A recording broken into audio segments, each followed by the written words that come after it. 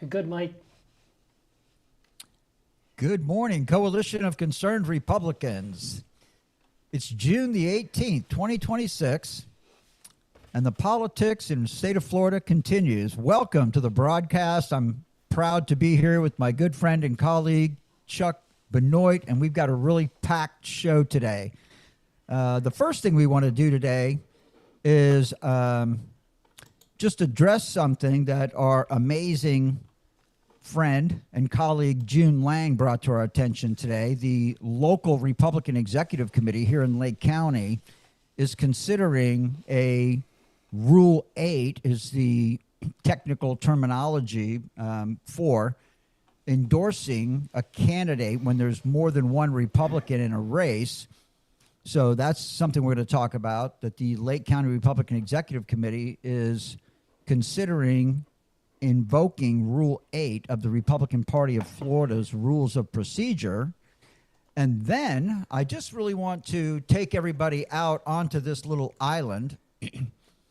And I want you to know, for example, that right now the Lake County Republican Executive Committee has also empowered a policy committee to come up with legislative priorities for the 2027 legislative session. And I just want to challenge our audience to think through all of the times that we were so discouraged. And this goes back for years and years. Remember when we couldn't win an election, right? When Mitt Romney and Paul Ryan were running, when John McCain and Sarah Palin were running, and we were losing, and we couldn't figure out how we were going to get our country back and all that. And all of a sudden, here came Donald Trump and expanded the political tent for the Republican Party. And anybody who wants to take credit for that other than Donald Trump is wrong. Donald Trump expanded the political tent for the Republican Party and gave us the ability to win elections.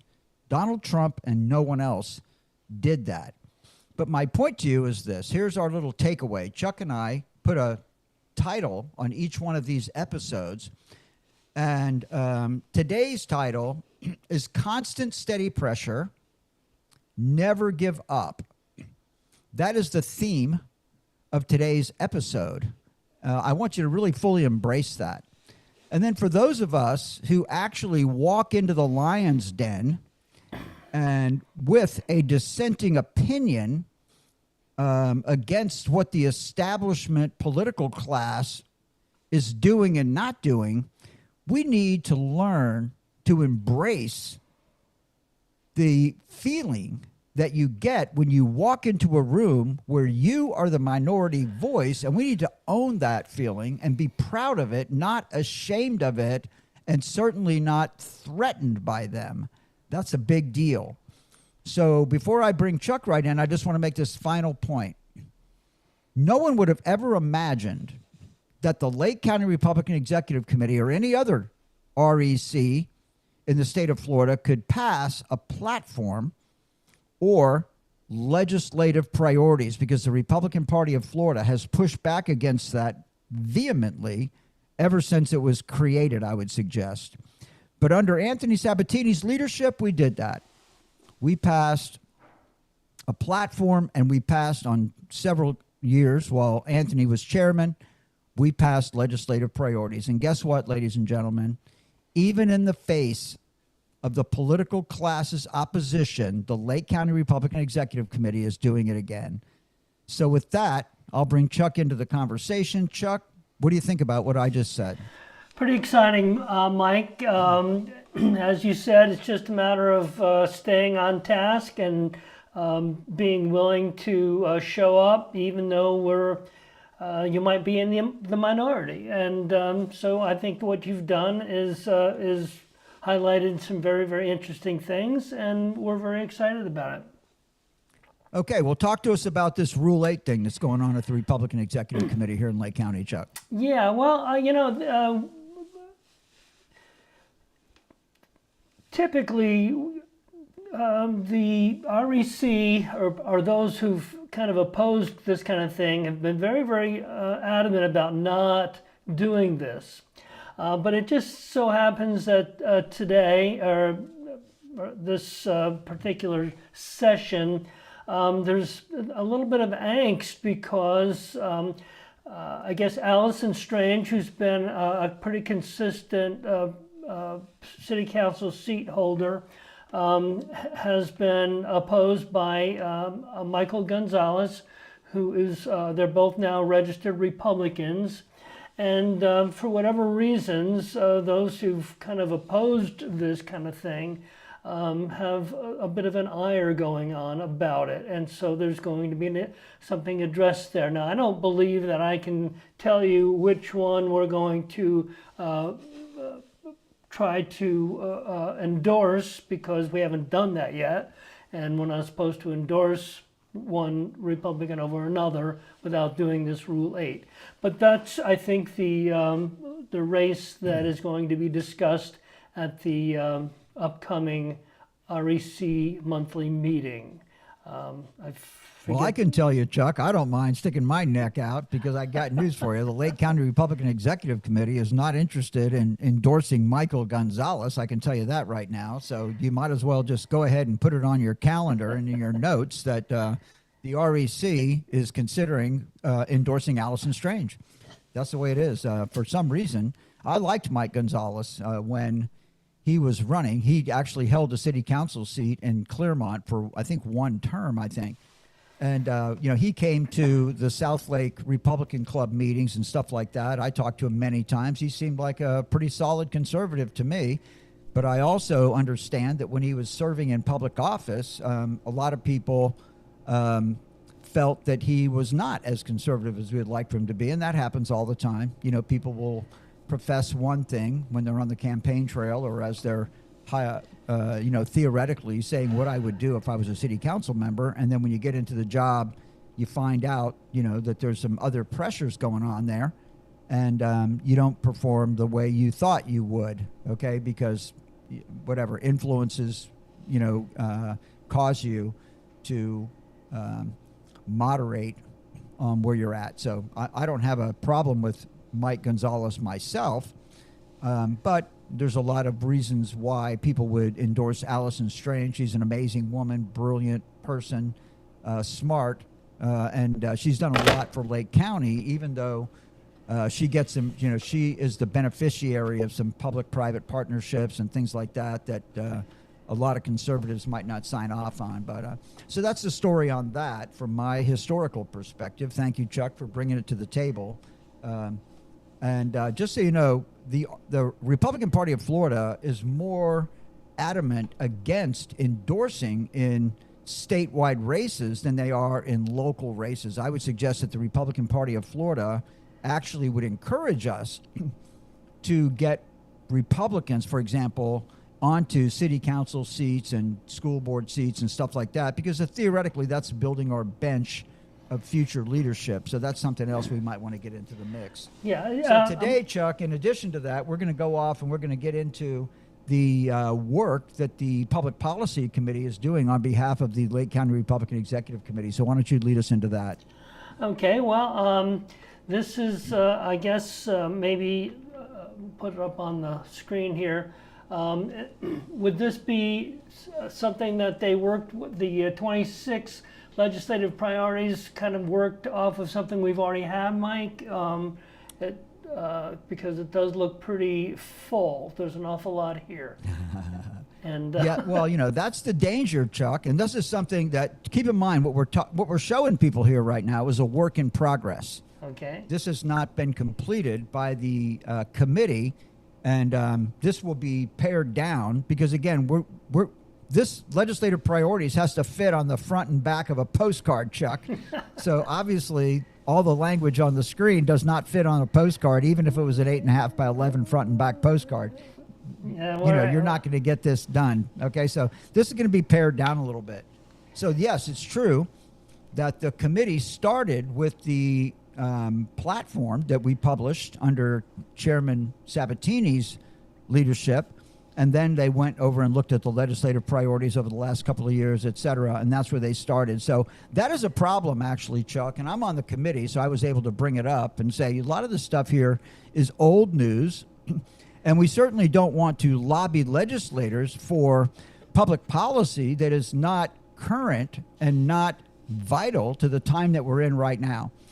So, as we were going through this, I didn't see anything about data centers on this list, but trust me, the Public Policy Committee will address data centers. It should be there to ban data centers in Florida.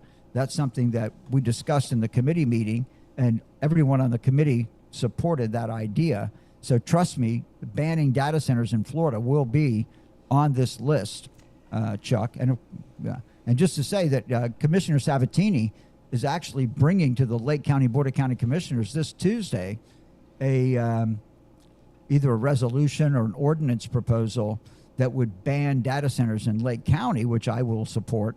So that's that, Chuck. So let's keep going. Okay. Well, on the top of the list is to protect our elections. We've been talking about this for probably, for a long time, but at least the last 8 to 10 years. Is there anything in particular you wanted? We never really highlighted anything in this section, but I guess point being made that our elections are important and we're going to address them in our legislative priorities. Well, the interesting part about that is none of the candidates running for governor have election. Well, I think James Fishback does, actually. In his platform, he has something about protecting elections because he knows that the state of Florida, particularly Republicans in Florida, and I would suggest Democrats too, and non-party affiliation voters are very concerned about the integrity, legitimacy of our elections. So the reason why it's so important, Chuck, is because we cannot let election integrity slip off of the radar. We've got to stay focused on election integrity. And again, there's a lot more to this story. I guess we'll have to because the president or prime minister or whatever they do in South Korea is actually in the United States right now, soliciting the support of the United States because they're suggesting that the Chinese Communist Party hacked their voting machines and rigged their election. And the prime minister from South Korea believes that working together with the United States, we can expose the international rigging of elections around the world, which helps South Korea get their election process under control and would help us here in the United States get our election process under control. So I'm really looking forward to seeing how that progresses because there's a lot going on in global election integrity, and that could help us solve the problem here in the United States, Chuck. There you go. Well, the next topic on this list is public safety. We have a couple of things highlighted here. Top one is for us here is to build and operate a missile defense system protecting Florida from attack. That would be missile defense and drone defense, I think you suggested earlier. So who brought that up and what's that all about? Yeah, I brought it up. And I brought it up because it wasn't too long ago that we identified a Russian nuclear submarine patrolling not too far, like within a mile or two of our coastline off of Miami. And then we also know, and I won't tell the story because we don't have the time, but we also know that after the Bay of Pigs situation down in Cuba, that Russia actually had the right to operate military bases in Cuba, which when the Ukraine war broke out, they assigned to China. So the Chinese Communist Party probably still today has the right to build out and improve, modernize military bases in Cuba. Now, I know that the federal government and actually the state of Florida, I was in the legislature with Senator Dennis Baxley one day, when he had to go to a special meeting to talk about defense of the state of Florida because of what was going on with the Chinese Communist Party in Cuba. But I say to you, ladies and gentlemen, as we watch and see what's going on in Iran and Ukraine and places like that, when we were kids, Chuck and I, we used to think that America was invincible because we had oceans, the Pacific Ocean and the Atlantic Ocean, and nobody could get to us. Well, that's not the case anymore. So as you're watching other countries get shelled with missiles and attacked with drone swarms, don't think that can't happen in the state of Florida. So yes, we need a defense system that protects us against missile and drone attacks in Florida, Chuck. There we go. And the next thing that we have highlighted regarding public safety is Florida shall immediately deny all taxpayer-funded services and subsidies to illegal aliens. And then highlighted here, I think this means you kind of added it yourself, ban the provision of taxpayer-funded services and subsidies to illegal aliens. Right. Well, when that happens, Chuck, just go right to my remarks, because all I'm doing is I'm wordsmithing for the committee there. Okay. Okay. So you're just being and I'm not criticizing, don't get me Okay, wrong, yeah, but no, just to yeah. make sure we want our audience to understand what we're doing, and we want to make it as simple as possible for them Okay. to understand what we're talking about. So yeah, I mean, that gets a lot of work done. If you subsidize illegal aliens living in the state of Florida, then illegal aliens will want to live in the state of Florida because they get benefits from the state of Florida. When you cut that off, it motivates them to go live somewhere else, and that'd be great for us, in my opinion. So that's a big deal. And of course, under public safety, right? I mean, protecting your money, that's a big deal, right? When people break into your house, what do they want? They want your jewelry and they want your money.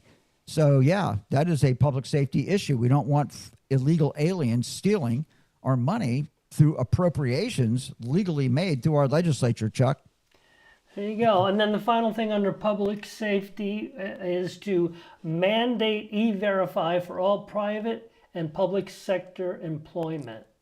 Now, Yeah, that's a big deal, Chuck, Yeah. because so many businesses in Florida rely on illegal labor, right? Agriculture and construction would be the two that jump out at me, but I would also suggest that a lot of the hotels, restaurants, tourism-related businesses in Florida, they employ a lot of illegals too.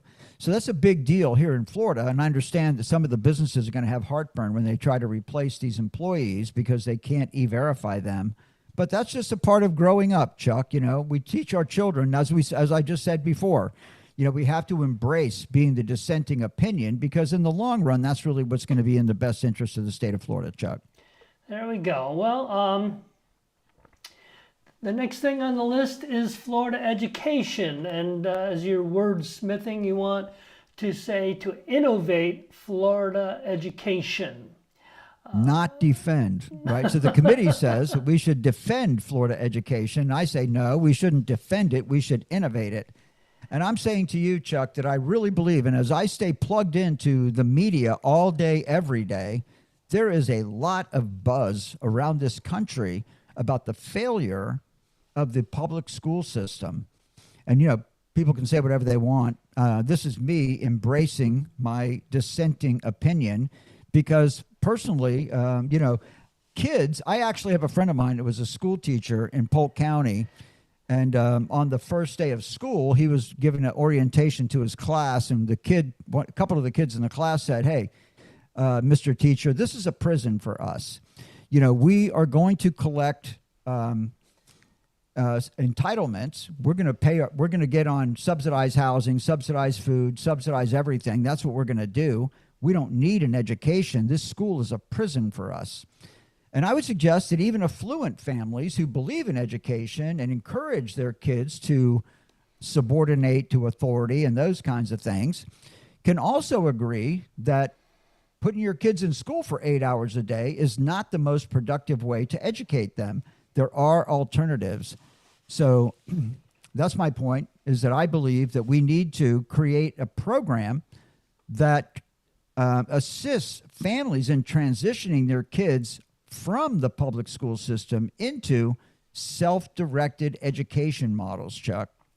There you go. The highlighted spot here under this is homeschooling support, develop and implement a transition to self-directed education certification program. So that's kind of what you're talking about. Find out Exactly where what I'm the talking about. student wants to go and help them get there. Exactly. Inside the family, which also gets the parents much more involved in their students' education. And I just want to also tell the audience that there was a young lady here in Lake County who had 3 daughters, and she said that, yes, in the beginning of the education process with her daughter, she had to be pretty involved. But once the kids get to be 10, 12 years old, with the oversight of their parents, the child themselves directs their education. They love their education because they're studying what they want to study and what they know they need to study, and they're not trapped in a classroom with a bunch of kids who may be holding them back or slowing down the teacher's progress in presenting material, etc. So look, this is very, very doable. It's just a matter of changing our culture and our mindset about education of our children, Chuck. There you go. Now we move down to the next topic, which is ethics in government, and we just about highlighted everything under this topic.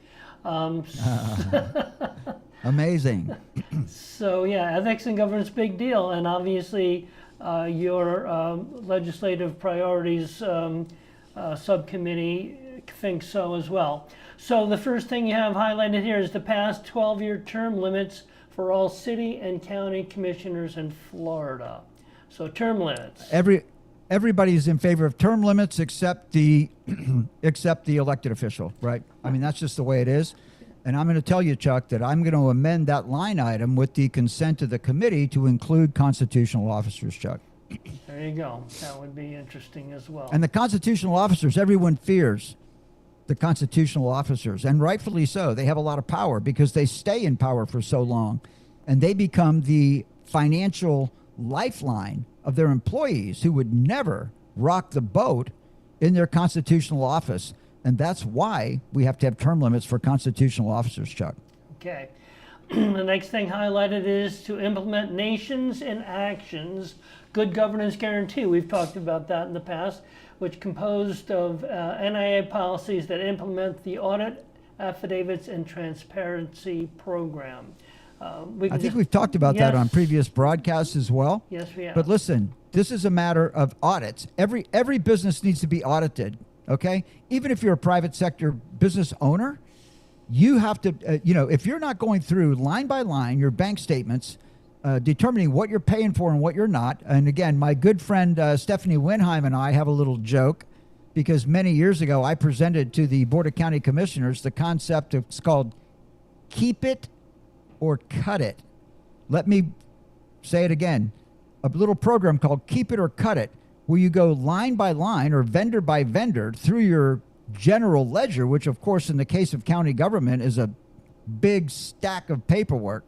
But you just go through and say, is this something that we need in the county? And if we don't need it, we should cut it, because our job as local government is to stay off taxpayers, to be as little impactful on taxpayers as we can. We want to reduce the size of government and reduce the amount of taxes that we require our citizens to pay. So the Keep It or Cut It program is what we're talking about right there, Chuck.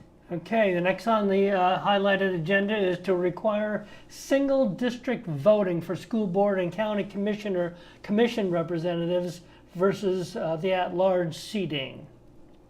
Okay. So basically, again, ladies and gentlemen, in Lake County, Florida, we have 5 county commission districts and 5 school board districts. So let me just ask you a basic, very simple question.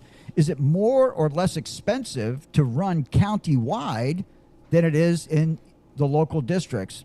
Obvious answer is it's much more affordable to run a political campaign in a single district than it is to run county-wide. But the county-wide policy we have here in Lake County is in place for a reason, because this helps the establishment stakeholders who have been running Lake County since its inception.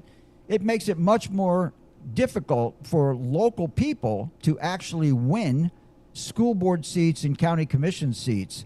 So, of course, that works very well for the stakeholders who have plenty of money and they want to select, and we can talk about that in more detail, which I would love to do because we're in an election cycle right now. But that's the problem. That we don't elect our representatives. We stakeholders select our elected officials. There you go. Making it very difficult. And by going to single districts as opposed to at large, it puts the voice of the people in a stronger position, Chuck. Yes, it does. Moving down the list, because there's still a few more, and our time is continuing to while away.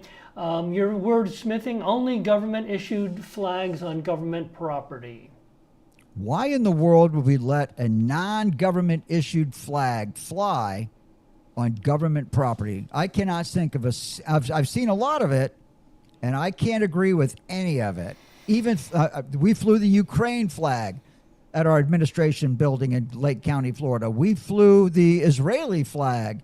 And you know what? No matter how you feel about what's going on in the world, we never should fly any flag in any government property other than a government issued flag, Chuck, in my opinion.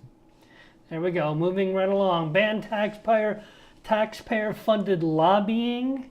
And let's throw the other one in there as well that you have highlighted. Require all principals that lobby the legislative and executive branches of Florida's government to publish their legislative priorities.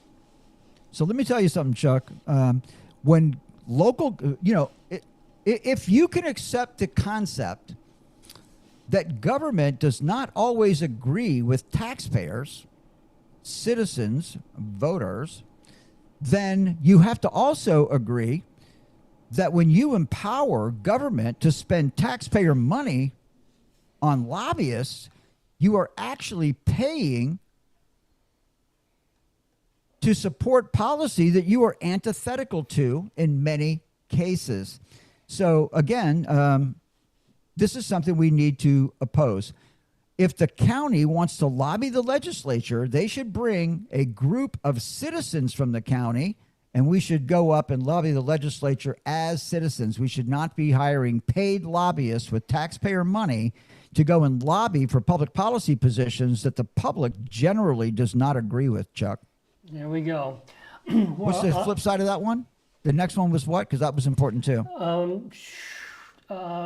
Taxpayer funded require principals that lobby the legislative. Very important, right? Very important.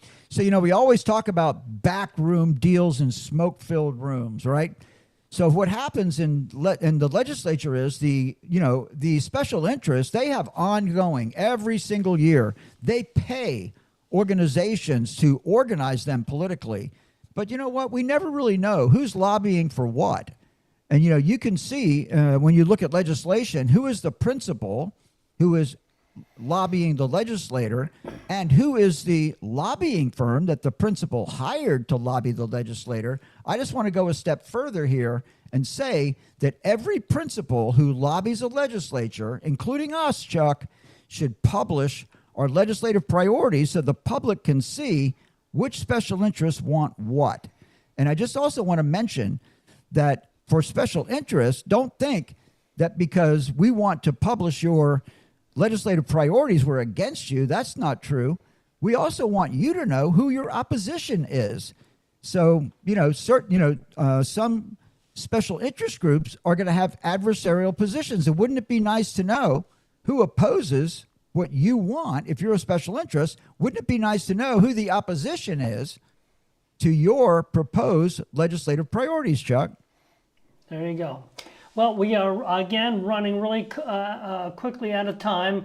Let me just throw this last one out at you. You're talking about growth management matters. Codify a comprehensive set of property owners' responsibilities and their rights. So why don't you finish up with that one tonight? Yeah, so it's very interesting. As we're going through growth management, which is a huge part of the debate in the state of Florida today with the overreach of the state into local government, municipalities and counties' authority over land use matters, we need to do this. We need to do this differently. So, for example, I believe that the comprehensive land use map should be updated every 2 years, not every 10 years. And basically, if we did that, that would save developers a lot of money, because developers tell me face to face that they spend about $2 million before it's over trying to get a land use amendment passed through the county commissioner or city council. Well, you know what? If we tell you that we're going to update the comp plan map within 2 years or less, right, then there's no reason for you to do this. What we want you to do is submit your comprehensive land use change amendment application, and we will read it, and we'll see if we can get it plugged into the new map that's going to be codified in just 2 years, and it won't cost you any money. We're upgrading anyway. But the good news is that when we do that, it also gives the municipality and the county an opportunity to blend in the request of people filing for land use amendments into the map, which means we also address the land uses associated with properties that surround the subject property. And that way we get a better plan, and we plan for infrastructure better, Chuck. So why don't you take us home, Mike? Finish just. We covered a lot of territory here today, Chuck. And I love doing this, by the way. And if there's anybody out there watching this and either supports or opposes anything that we covered today, we'd love to have you on the broadcast and let you defend your position, because I'm all about hearing dissenting voices. So come on, send us drop a note in the comments, send us an email or a text message, call us on the phone, come on to the program, and let's talk about it. Chuck? So thank you so very much, Mike Levine, and thank you all so much for tuning into our twice weekly live stream. Please follow us on Facebook and X at Restore Our Rep 76, or check us out on YouTube at Restoring Our American Republic -ROAR. Please like and share the program. And remember, if you're unwilling to govern yourself, you will be governed by tyrants. Until next time, God bless you. God bless President Donald J. Trump, and God bless America.